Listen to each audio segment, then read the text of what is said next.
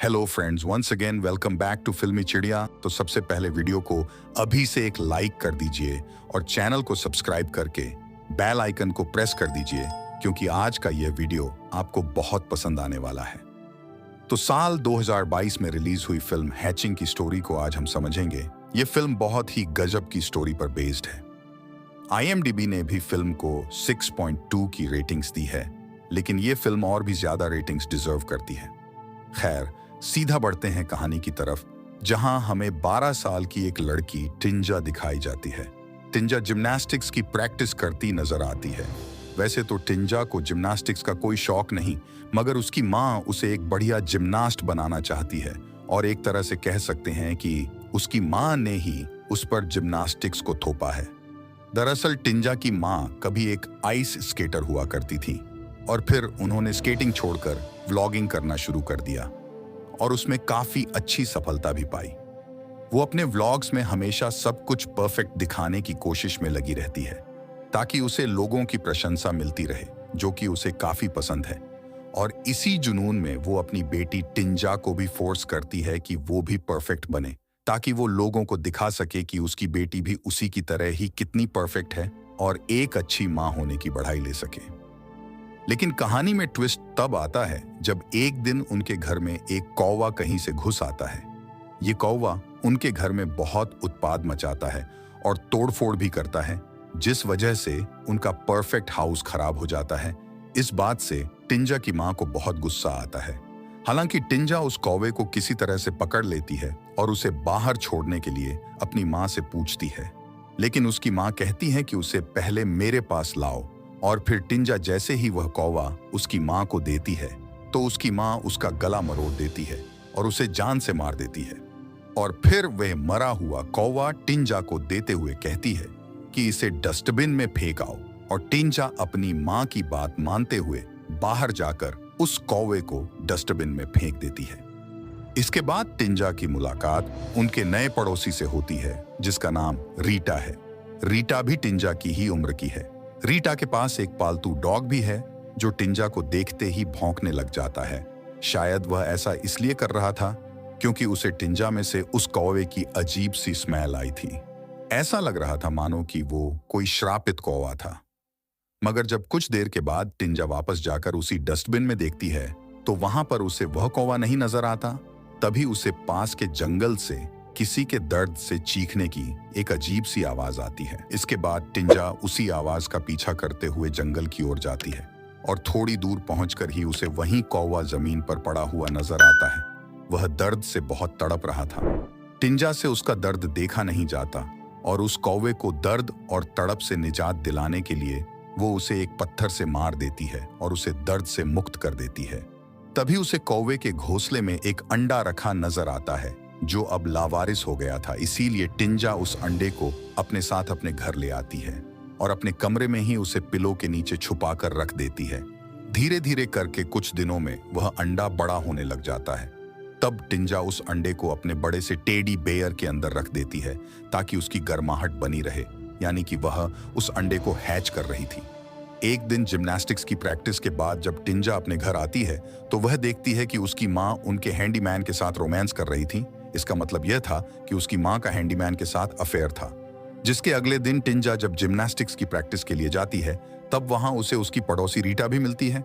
रीटा भी जिम्नास्टिक्स की प्रैक्टिस के लिए ही वहां पर आई थी, और जब रीटा परफॉर्म करती है, तो उसकी परफॉर्मेंस देखकर वहां मौजूद सभी लोग बिल्कुल हैरान रह जाते हैं, क्योंकि रीटा जिम्नास्टिक्स में बहुत अच्छी थी। जी हाँ, वो टिंजा से भी कहीं गुना ज्यादा अच्छी जिम्नास्ट है। और यह देखने के बाद टिंजा की माँ रीटा से जल उठती है, और उन्हें लगता है कि अगर रीटा ऐसे ही परफॉर्म करती रहेगी, तो आने वाले जिम्नास्टिक्स चैंपियनशिप में उसे ही चुना जाएगा, ना कि टिंजा को, जिस वजह से उसकी व्लॉगिंग इमेज खराब हो सकती है। और इसी कारण वह टिंजा पर अच्छा परफॉर्म करने के लिए बहुत ज्यादा प्रेशर डालती है, और उसे उस हद तक प्रैक्टिस करवाती रहती है जब तक कि उसके हाथ छिल नहीं जाते। ये इस बात को साफ दर्शाता है कि टिंजा की माँ अपनी ऑनलाइन इमेज बनाए रखने के लिए कितनी पागल है, और इसे बनाए रखने के लिए वो किसी भी हद तक जाने के लिए भी तैयार है। जिसके बाद एक दिन वह अंडा तड़कने लगता है, और फिर एक जोर की आवाज के साथ वह फूट जाता है, और उसके अंदर से एक बहुत अजीबोगरीब पक्षी जैसा दिखने वाला जीव निकलता है, जिससे डरकर टिंजा अपनी अलमारी के अंदर जाकर छुप जाती है। इसी सब उठा पटक की आवाज सुनकर टिंजा के पिताजी भी टिंजा को देखने के लिए वहां पर आने लगते हैं। उनके आने की आहट सुनकर वह पक्षी नुमा जानवर कमरे की खिड़की का ग्लास तोड़कर वहां से भाग जाता है। इसके कुछ समय के बाद वह पक्षी नुमा जानवर फिर लौटता है और उसके हाथ में टूटी खिड़की का कांच लगा हुआ था, जिसे टिंजा निकाल देती है। इस जीव में से बेहद बदबू आ रही थी, इसलिए टिंजा उसे नहलाती है और तैयार करती है। वो इस जीव का काफी ध्यान भी रखती है और इसे सबसे छुपा कर रखती है और इस जीव का नाम एली रखती है। जिसके बाद एक रात पड़ोसी रीटा के डॉग के लगातार भौंकने की वजह से टिंजा की नींद खराब हो रही थी। जिसके थोड़ी देर बाद जब टिंजा की नींद खुलती है तो वह देखती है कि वो जीव यानी कि एली उसके ऊपर बैठा है और उसके बगल में उसी डॉग की सरकटी बॉडी पड़ी हुई थी, जिसे देखते ही टिंजा उल्टी कर देती है और वो जीव उस उल्टी को खाने लगता है। इस घटना से इस बात का पता चलता है कि ये जीव यानी कि एली को जरा भी पसंद नहीं है कि टिंजा परेशान हो, और अगर ऐसा होता है तो वो उसकी परेशानी को अपने आप ही महसूस कर लेता है। इनके बीच कोई कनेक्शन बन रहा था, यानी कि ये जीव टिंजा के सभी इमोशंस अपने अंदर महसूस कर सकता था। अब टिंजा उस मरे हुए डॉग को अपने घर के पीछे गड़ा देती है, लेकिन उसका छोटा भाई मैटिस उसे ऐसा करते देख लेता है। जिसके अगले सीन में टिंजा की माँ उसके लिए गिफ्ट में एक बहुत सुंदर हेयर ब्रश लेकर आती है, मगर वो उसके छोटे भाई मैटिस के लिए वो कुछ नहीं लाई थी। जिस बात से गुस्सा होकर मैटिस उसी जगह पर खोदकर उस कुत्ते की बॉडी ले आता है और सबको बताता है कि ये पड़ोसी का कुत्ता है, जिसे टिंजा ने मारकर अपने घर के पीछे गड़ाया था। मगर मैटिस की बात का कोई यकीन नहीं करता है, जिससे मैटिस को और गुस्सा आ जाता है और अब वो चुपके से एक मास्क लगाकर टिंजा के कमरे में जाता है, क्योंकि उसे शक था कि टिंजा कमरे में कुछ तो छुपा रही है। कमरे में जब वो टिंजा के बेड के नीचे झांकता है, तब वो जीव उसके मुंह पर पंजा मारकर उसका मास्क फाड़ देता है, जिस वजह से टिंजा को घबराहट में मिर्गी आ जाती है। जैसा कि हम जानते हैं कि वो जीव और टिंजा कहीं न कहीं एक दूसरे से कनेक्टेड हैं और अब वह मानसिक रूप से भी एक दूसरे से जुड़ चुके थे, और ये कनेक्शन अब और भी ज्यादा स्ट्रांग होता जा रहा था, जिस वजह से ही यह सब हो रहा था। जिसके अगले सीन में बताया जाता है कि टिंजा की माँ उनकी पड़ोसी रीटा से जलन महसूस कर रही थी, क्योंकि जिम्नास्टिक्स कंपटीशन में रीटा की अच्छी परफॉर्मेंस के चलते उसको चुन लिया गया था और इस वजह से टिंजा सिलेक्ट नहीं हो सकी थी, और इस बात का टिंजा को भी बुरा लगता है और वो जीव टिंजा की इस फीलिंग को भी महसूस कर लेता है। और रीटा जब प्रैक्टिस के बाद घर जा रही थी, तभी रास्ते में वो उस पर हमला कर देता है, और उसी दौरान दूसरी तरफ कार में टिंजा को फिर एक बार घबराहट से मिर्गी आती है। एक सुबह टिंजा को उस जीव एनी की टूटी हुई चोंच मिलती है और उसे इस बात का एहसास होता है कि एनी अब काफी हद तक उसकी तरह ही दिखने लगी है। ऐसा लग रहा था कि मानो ये जीव अपने अनुसार ही टिंजा का स्वरूप ले रहा है। दूसरी तरफ हमले की वजह से रीटा बुरी तरह से घायल हो गई थी और हॉस्पिटल में एडमिट थी, जिस कारण अब टिंजा को रीटा की जगह जिम्नास्टिक्स कंपटीशन में चुन लिया जाता है।